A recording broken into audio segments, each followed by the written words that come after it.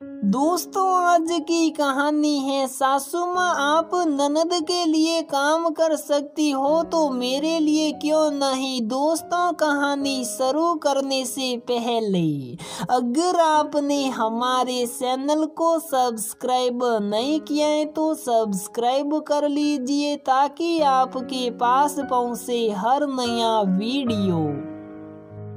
नेहा कुछ महीनों बाद ससुराल आई थी क्योंकि उसकी ननद को बेटा हुआ था तो मिलने के लिए आना पड़ा। लेकिन यहाँ उसके लिए सिर्फ खट्टी यादें ही थी। सास सुगंधा जी और ननद निशा के दोहरे चरित्र को जब तक वो समझ पाती दोनों ने मिलकर उसे खराब बहू और खुद को महान साबित कर लिया था। नेहा की पहली डिलीवरी ससुराल में हुई। सुगंधा जी ने खुद को दुनिया की नजर में आदर्श बहू और बेटे की नजर में आदर्श माँ बनने के लिए नेहा को प्रसव के लिए मायके ना भेजने का निर्णय लिया।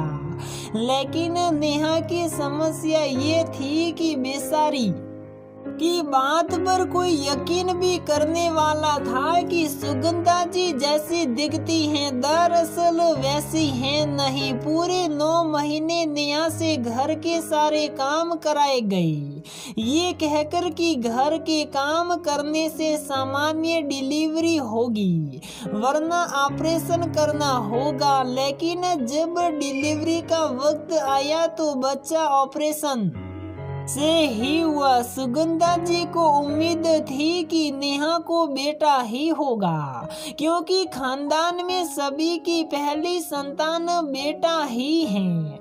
लेकिन यह भी उनकी उम्मीद से अलग नेहा को बेटी हुई। अस्पताल में ही रोना धोना शुरू हो गया।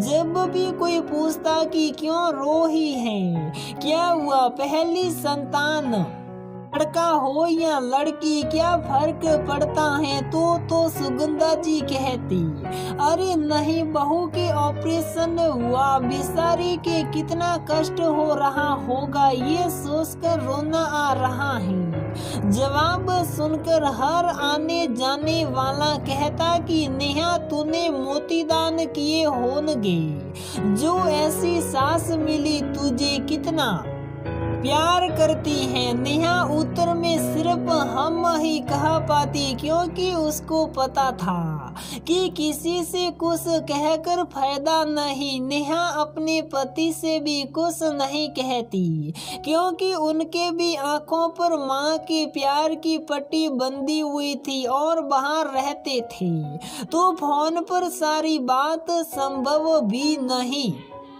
अस्पताल से घर आने के बाद नेहा को उसकी बेटी की जिम्मेदारी दे दी गई। सुगंधा जी कभी भी पोती को ना खिलाती, बहाना सिर्फ बीमारियों का होता कि मेरा माइग्रेन और कमर दर्द से कुछ काम नहीं हो पाता। नेहा ने एक दिन अपनी सास से कहा, माँ जी कोई मालिश वाली मिल जाती तो अच्छा होता, कहूँ बेटी की मालिश हो जाती। जवाब में सुगंधा जी ने कहा, अरे नहीं नेहा, लड़कियों की मालिश नहीं कराती वरना शरीर कठोर लड़कों के जैसा हो जाता है। तुम खुद ही धीरे धीरे हल्के हाथ से किया करो, जब मन हो। मुझे तो मालिश आती ही नहीं, मेरे बच्चों की मालिश मेरी माँ यानी तुम्हारी नानी सास ने की थी। जवाब सुनकर नेहा चुप हो गई। शादी को भी सिर्फ 1 साल ही पूरा हुआ था, लेकिन बेटी के प्रति सबका व्यवहार देख के उसका मन अब सबसे खट्टा हो चुका था। नेहा खुद ही बेटी के सब काम करती कभी टाकों के दर्द से खुद रोती और आंसू पोंछती तो कभी रोती बेटी के। 2 वक्त का खाना भी उसको मुश्किल से ढेर सारे व्यंग्यों के साथ परोसा जाता। जैसे तैसे 1 महीने बाद उसको रसोई और घर के कामों की भी जिम्मेदारी दे दी गई। 3 महीने बाद जब नेहा के पति अभय घर आए तो नेहा अभय को देखते न सहते हुए भी रो पड़ी। अभय नेहा और बेटी को देख हालात समझ चुके थे, लेकिन अभय ने माँ को कुछ बोलकर झगड़ा करने की बजाय चुपचाप नेहा और अपनी बेटी को उस कैद से मुक्त कराकर अपने साथ ले गई। आज एक बार फिर नेहा की स्मृतियाँ ताजी हो गई और मन खराब। नेहा की ननद मायके ही आई हुई थी। नेहा ने इस बार जब ससुराल में कदम रखा तो देखा सुगंधा जी नाती का मुंह देखकर किसी नवजवान महिला की तरह एक्टिव थी। ननद के खाने पीने से लेकर बच्चे की देखभाल भी खुद ही करती। अगले दिन घर में सत्यनारायण की पूजा रखी थी। नेहा सुबह सुबह उठकर तैयारियों में लगी थी कि तभी सुगंधा जी ने आवाज लगाई, नेहा वो तेल का डब्बा देना मालिश करने के लिए मेरे नाती को। नेहा तेल का डब्बा लेकर गई। उसने कहा, ये लीजिए माँ जी तेल का डब्बा। माँ जी, लेकिन मालिश वाली तो अभी आई नहीं। अरे मालिश वाली को क्यों बुलाऊं भला, उसकी नानी अभी जिंदा हैं, एकदम फिट हैं। अपने नाती का मालिश मैं खुद करूंगी। तुझे क्या पता कि मैं कितना अच्छा मालिश करती हूँ। सुगंधा जी ने कहा, अच्छा कहाँ से की माँ जी आपने मालिश?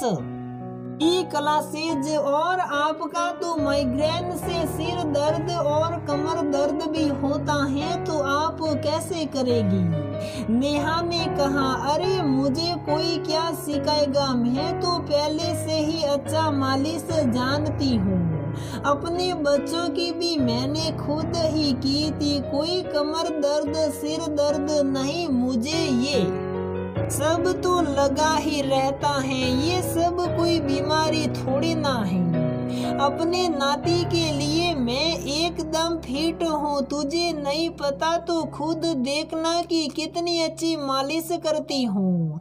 सुगंधा जी ने कहा, हाँ माँ जी, देख ही तो रही हूँ कि आप कितनी खुश और पहले से फुर्तीली हो गई है। नाती के लिए सारी बीमारियां भी फुर हो गई। और हाँ, सही कहा आपने, मुझे कहाँ से पता होगा आपकी मालिश का टैलेंट, क्योंकि कुछ महीने पहले तक तो आपको आती ही नहीं थी। काश कुहू को भी आप ऐसे ही अपना पाती। इसी खुशी के साथ नेहा ने कहा, सुगंधा जी ने कहा, बेटी पैदा की थी तुमने, बेटा नहीं। बेटा पैदा करना तो फिर उसकी भी ऐसी ही सेवा होगी, समझी।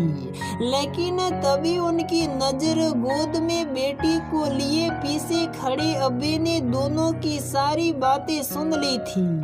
तब अभय ने कहा, आपकी सोच आपको मुबारक माँ, लेकिन मेरी बेटी की जगह कोई नहीं ले सकता मेरी जिंदगी में, न आज न आने वाले समय में। चलो नेहा कपड़े दो, मैं कुहू को नहलाने जा रहा हूँ। आज सुगंधा जी की नजरें खुद में ही शर्मिंदा थी, क्योंकि उनके महान बनने का ढंग कम से कम अभय तो जान गया था। इस बात की नेहा को तसल्ली थी। तो दोस्तों, हमारी ये कहानी यहीं पर समाप्त होती है। अगर आपको हमारी ये कहानी पसंद आती है तो प्लीज वीडियो को लाइक करें, शेयर करें और हमारे चैनल को सब्सक्राइब जरूर करें।